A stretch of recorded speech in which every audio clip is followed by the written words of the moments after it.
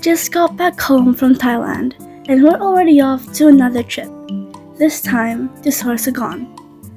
I don't even know exactly where we were going because the adults make those plans, but I just go along with it. Even if I was exhausted and haven't had a full night's rest since the start of this week.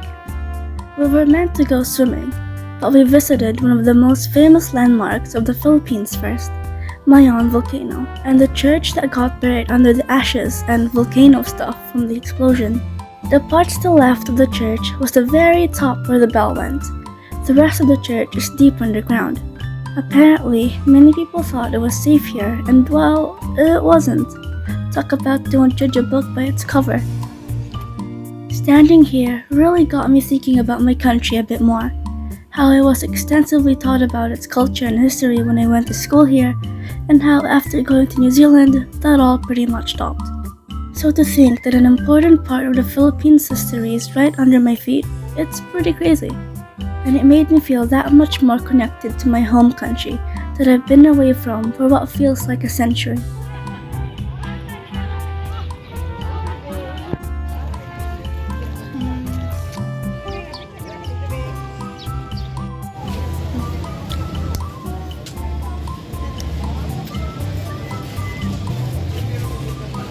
Oh, and I got to try the chili ice cream, and it was delicious, as you can tell from my face.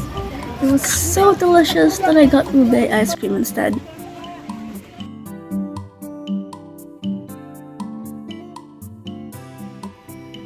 After driving a bit more, we stopped by this beach. And not gonna lie, I was pretty excited to swim in the ocean, because we don't get to do that much in the icy waters of New Zealand.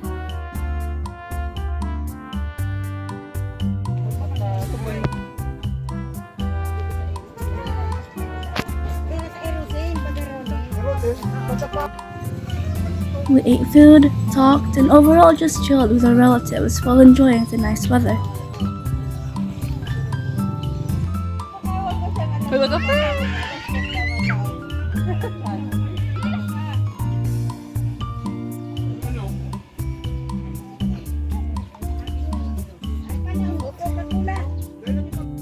Don't even get me started on the water.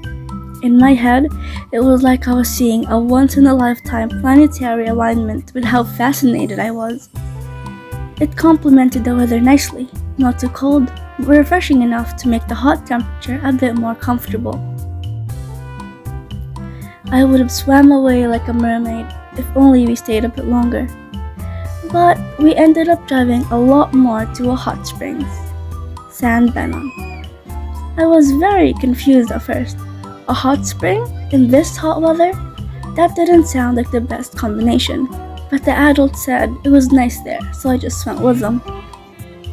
We're here swimming because it's one of the best things you can do in the Philippines, and also because it's a special day for one of my relatives.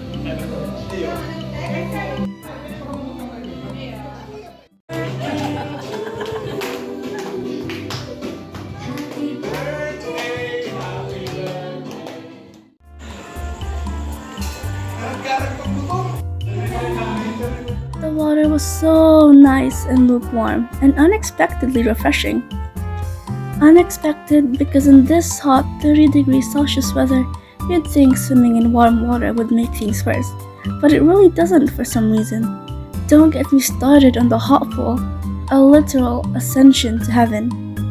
My cousins and I ended up getting changed out of our PJs to go for a late night swim because we just couldn't get enough of it. But in reality, it's so dark. Yeah. Is it just me or is the world losing colors?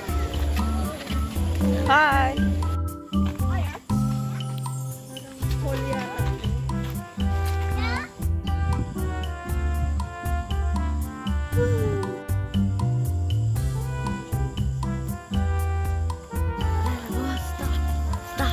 Stop. Yeah.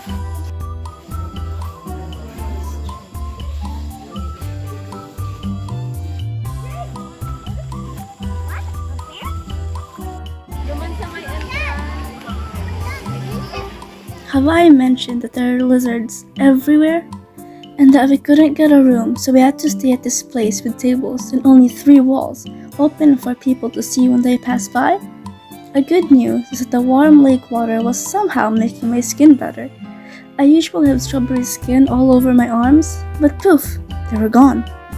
My cousins and I had the pools to ourselves, racing from one end to the other, seeing who can hold their breath the longest. I always won for some reason, finding this one specific shiny rock that nearly looked identical to all the other rocks, but we somehow managed to always find it. I'm pretty sure we stayed there till 1 a.m. in the morning, and when I did get exhausted and tried falling asleep, I just couldn't. And it wasn't because I was too excited to fall asleep. It was because 1. It was cramped, 2. We were sleeping in rock-hard benches, and surely that wasn't good for any of our backs. 3. These little moth-like bugs were flying all over the place. 4. We had to keep the bright overhead light on for a reason that I just can't remember. 5. Mosquitoes were everywhere. I think that's why the lights were on. And 6. I didn't want to get dengue or even let a single bug crawl on my body.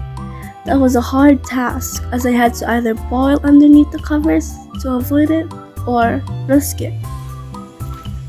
You can tell that I wasn't in the best mood that morning. I got to do a lot of evaluating that night.